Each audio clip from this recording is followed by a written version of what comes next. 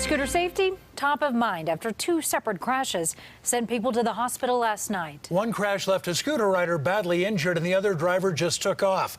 National data out this week found injuries involving the e-scooters and e-bikes have jumped 70% in 4 years.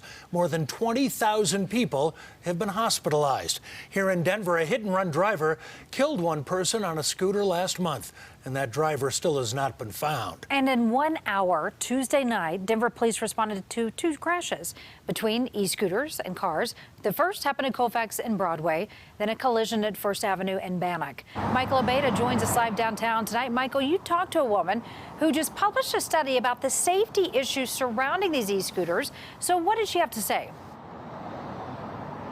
Well, Karen, I did. She works for the Insurance Institute for Highway Safety, and she went to emergency rooms in the Washington, D.C. area and talked to people who were in there for scooter-related injuries. And she says, just like anything else, those things should be given the respect that they deserve. Lots of people find e-scooters to be a convenient way to get around downtown Denver. But now a recent study by the Insurance Institute for Highway Safety shows they can be dangerous. In 2019, they interviewed people who had come into the emergency room in Washington, D.C. with scooter-related injuries to figure out who is getting hurt, how they're getting hurt, and where they're getting hurt. Most of what we saw were, things like broken arms, broken ankles. They found that while more injuries happen on the sidewalk, the most serious happen in the street. But only 10% of those accidents in the road involved being struck by a car.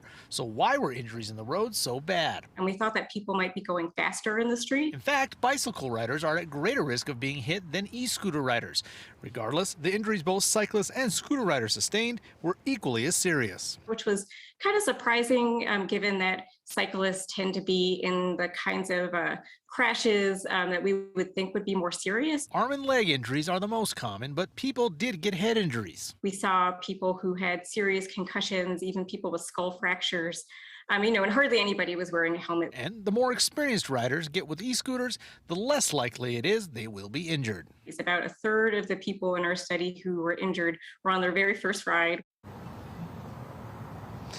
Now, the good news is that in Denver, you shouldn't ride on the sidewalk. You can be ticketed, so you won't be likely to hit any cracks or run into any pedestrians that will cause injury. So to protect yourself, you should ride in the bike lanes like this protected one along Broadway. Of course, you should always wear a helmet. And if it is your first time on one of the e-scooters, well, take your time. In Denver, Michael Abeyta, covering Colorado First.